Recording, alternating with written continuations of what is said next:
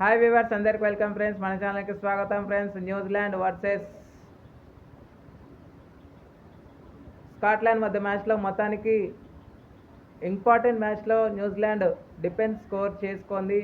4 runs తేడాతో ఉత్కంఠభరితమైన మ్యాచ్లో ఘనమైన విజయాన్ని అయితే సాధించని చెప్పుకోవచ్చు. సో మరి ఎలా సాగింది ఏంటి అనేది మనం పూర్తి వివరాలకు వెళ్ళిపోదాం. So let's move in to the topic. Hi hello namaste my dear HYT creators YouTube channel. మీకు గనక మా వీడియోస్ నచ్చినట్లయితే లైక్ చేయండి, అలాగే కామెంట్, షేర్ అండ్ సబ్స్క్రైబ్ చేయండి. పక్కనే ఉన్నటువంటి ఆప్షన్స్లోకి వెళ్ళి ఆల్ అనే ఆప్షన్ని సెలెక్ట్ చేసుకోండి. ఇలా సెలెక్ట్ చేసుకోవడం ద్వారా మా వీడియోస్ ఎప్పటికప్పుడు అందరికంటే ముందుగా మీకు నోటిఫికేషన్లో వస్తుంది. టాస్ గెలిచి మొదట బ్యాటింగ్ అయితే ఎంచుకుంది న్యూజిలాండ్. ఎంచుకున్న దానికి వాళ్ళకైతే స్టార్టింగ్లోనే గట్టి ఎదురుదెబ్బలు అయితే పడ్డాయి. స్కాట్లాండ్ విత్ ద ఫీల్డ్ చాలా మంచిగా ఫీల్డ్కి అయితే వేసి వికెట్స్ అయితే రాబట్టారు. ఎస్ఎల్ఏ బిల్లా, ఆ తర్వాత మిగిలిన వారు నాటి గ్రీన్ కానీ టాప్ 3 వికెట్స్ అయితే త్వరగా పడిపోయినప్పటికీ ఎమ్మెల్యే కేర్ అండ్ గ్రూప్ హాలిడే కొంత పార్ట్నర్షిప్ అయితే నిర్మించగలిగారు. అయితే ఎమ్మెల్యే కేర్ ఎగ్జాక్ట్గా 30 రన్స్ స్కోర్ చేసి అవుట్ అయిన తర్వాత ఈ పార్ట్నర్షిప్కి బ్రేక్ పడినాక షాప్ వచ్చి మరో వికెట్కి 62 రన్స్ పార్ట్నర్షిప్ అయితే యాడ్ చేసిన తర్వాత ఇద్దరు వరుస క్రమంలో 32 అండ్ 34 రన్స్ అయితే స్కోర్ చేసి అవుట్ అయినప్పటికీ సూజీ బేట్స్ తన కెరియర్లో కింద స్థానంలో వచ్చి అంటే 7th ప్లేస్లో వచ్చి బ్యాటింగ్ అయితే చేసింది. సో మొత్తానికి 19 రన్స్ స్కోర్ చేసినందువల్ల 140 మాత్రమే స్కోర్ చేయగలిగింది. Loss of 6 wickets. సో మ్యాగ్వైర్కి 2 వికెట్లు, ఓవర్లాప్ బ్రెండన్ 2 వికెట్లు, మిగిలిన వారికి ఒక్కొక్క వికెట్ అయితే రావడం జరిగింది.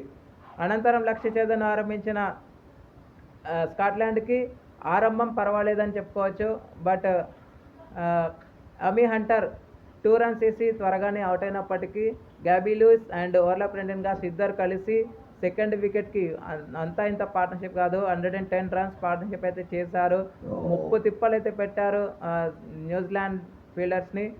బట్ వాళ్ళు మిడిల్ ఓవర్స్లో చాలా వరకు రన్స్లో అయితే ఇచ్చినప్పటికీ డెత్ ఓవర్స్లో వాళ్ళ కంబ్యాక్ మాత్రం చాలా అదిరిపోయిందని చెప్పుకోవచ్చు. 14th ఓవర్లో డ్రింక్స్ బ్రేక్ వచ్చిన తర్వాత ప్లాన్ బిని అమలు చేశారు. ప్లాన్ బిని అమలు చేసిన తర్వాత సో అక్కడ నుంచి 18th over 19th over game అనేది మొమెంటం అనేది మొత్తానికి న్యూజిలాండ్ వైపు వచ్చేసింది. ఎందుకంటే 18th ఓవర్లో వాళ్ళ కెప్టెన్ గ్యాబీ లూయిస్ 58 రన్స్ స్కోర్ చేసి అవుట్ అవ్వగా 59 రన్స్ స్కోర్ చేసి 19th ఓవర్లో ఓవర్లాప్ బ్రెండన్ కూడా అవుట్ అయిన తర్వాత మిగిలిన వారు 6 రన్స్ స్కోర్ చేయడం వల్ల లాస్ట్ ఓవర్ సుజీ బెట్స్ వేయడానికి వచ్చింది. ఆ ఓవర్లో కావాల్సినవి 15 రన్స్ కావాలి 6 బాల్స్లో.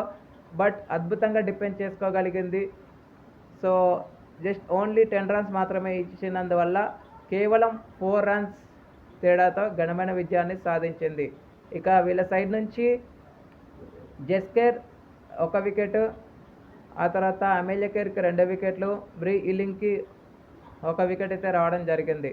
ఇక ఆల్రౌండ్ షోతో ఆకట్టుకున్నటువంటి ఎమ్మెల్యే కేర్కి player of the match award అయితే రావడం జరిగింది. ఓకే ఫ్రెండ్స్, ఇక ఈరోజు triple header of the day match number 14 Australia versus Netherlands, match number 15 Pakistan versus Bangladesh, match number 16 England versus Scotland. So ఈ మ్యాచ్లో ఎవరిది పైచే అని మీరు అనుకుంటున్నారో కామెంట్ బాక్స్లో కామెంట్ చేయండి. Thank you friends. ఇలాంటి అప్డేట్స్ కోసం ఛానల్ని సబ్స్క్రైబ్ చేయాలి, కామెంట్ చేయండి. మరొక అప్డేట్తో మేము ఉంటాను ఫ్రెండ్స్. అంతవరకు సెలవు, నమస్కారం.